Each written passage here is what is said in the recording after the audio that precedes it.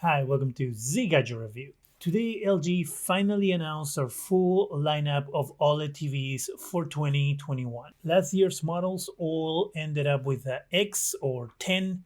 So you had the BX, B10, CX or C10, the GX or G10. This year, they're going back in time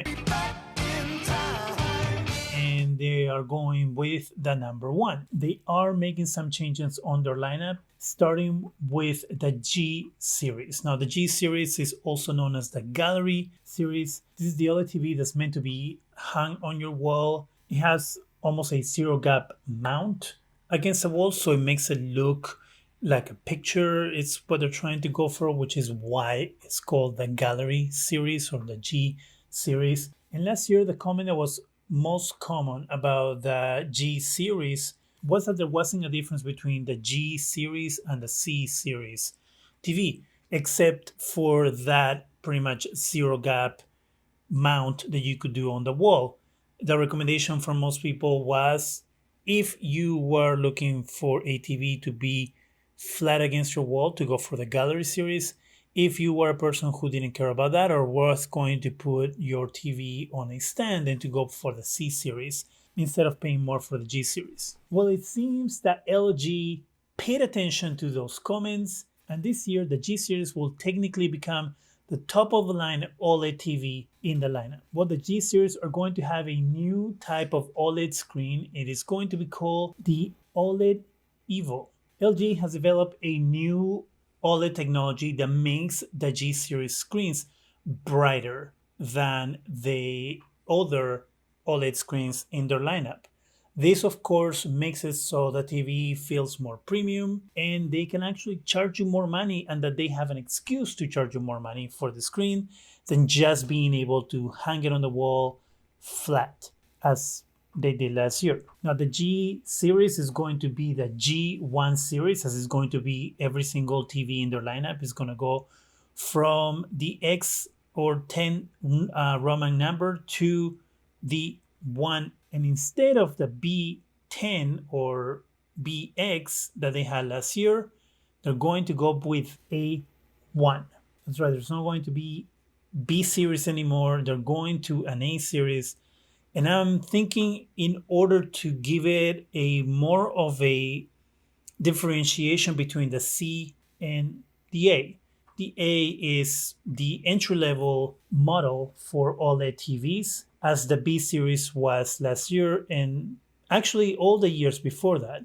The B series have always been the entry-level model for the OLED lineup in LG. This year, they are getting rid of the B and changing it to an A. That's supposed to, I guess, create that FOMO effect for people. The new G1 series is going to come in 55 inches, 65 inches, and 77 inches. It will also be using the fourth generation of the A9 chip or Alpha9 chip. This is supposed to bring some improvements. The new chip is supposed to recognize the type of content that you're watching and automatically fix the screen to the content that you're watching. I don't know how that's different than last year's chip, which technically did the same thing that the chip that's coming out this year, but hey, that's what LG is saying. So the new chip is supposed to create a virtual 5.1 sound just by using the TV speakers.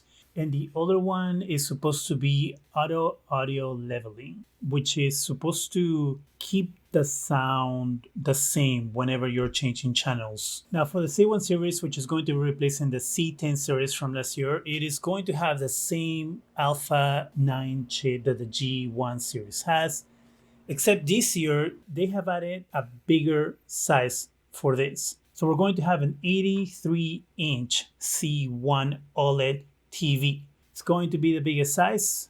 Then you're going to have the 77-inch, then the 65-inch, and the 55-inch, and then at the smallest, the 48-inch. This, of course, is competing with the 83-inch OLED TV that Sony announced a couple days ago on their lineup, which means that Sony is going to be using the same panel that LG is going to be using. But as I said on that previous video, the panel is only a small part of what makes a TV. And let's say we have the no, not B series. B series doesn't exist anymore.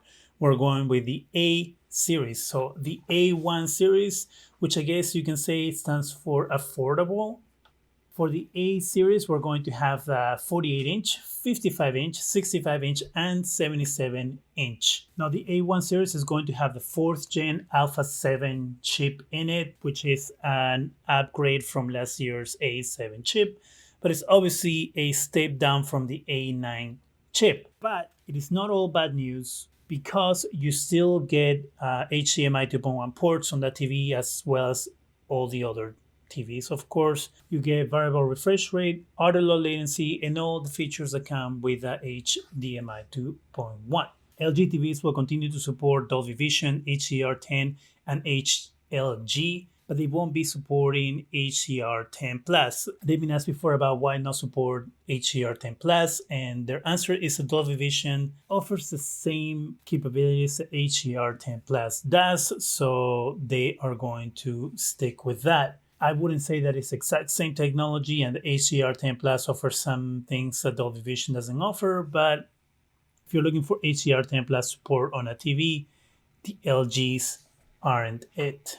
Now, the most expensive TVs that LG offers are the Z1 series, and the Z1 series are their 8K offerings in OLED. These come in two sizes, 88 inches and 77 inches, which means that you'll be able to get a smaller size than you were able to get last year, because last year they only offered the 88-inch 8K TV at a whopping $30,000. Now, don't fret, because you will be getting 4th Gen Alpha9 chip inside this TV as well. Now, we don't have any pricing for these TVs. Of course, these TVs will be coming out this year, and we'll probably find out pricing in the next couple of months. But that's not all that they offer. No, my friend, there is a lot more that LG is going to offer on their upcoming OLED TVs, and that is something called Game Optimizer, which is kind of like the game bar that Samsung is offering. And for that video, you can go right here.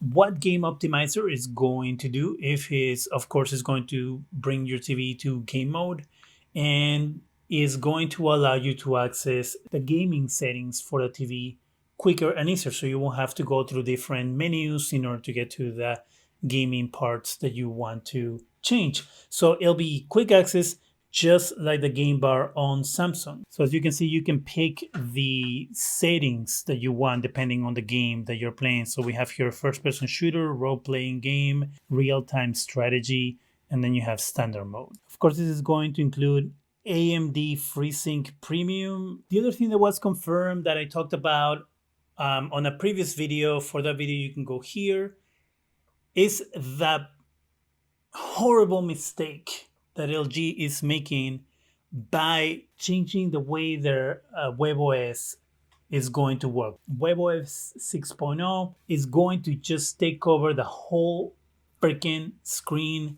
There is a new shot you can see here of what the whole thing is pretty much going to look like. So it's going to be this huge long menu that you can scroll through. I don't like it. I don't like it. Doesn't make any sense. LG WebOS it was, rest in peace WebOS. It was supposed to be inobtrusive and fast and just kind of get out of your way while you were using it and still be user-friendly. You know what?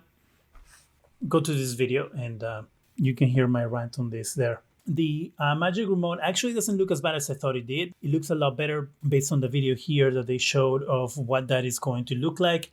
And so I take back my my down vote on what the Magic Remote was. On that picture that they show on the press release over the weekend, the picture didn't do justice to what the remote seems to actually look like. Are you excited about the new OLED lineup? Are you excited or disappointed about the changes, for example, WebOS 6.0? Let me know in the comment section. That's it for me. Go ahead and subscribe, give us a thumbs up. It really helps the channel. Go ahead and hit that bell so you can be alerted every time we have new videos. And thank you very much for watching.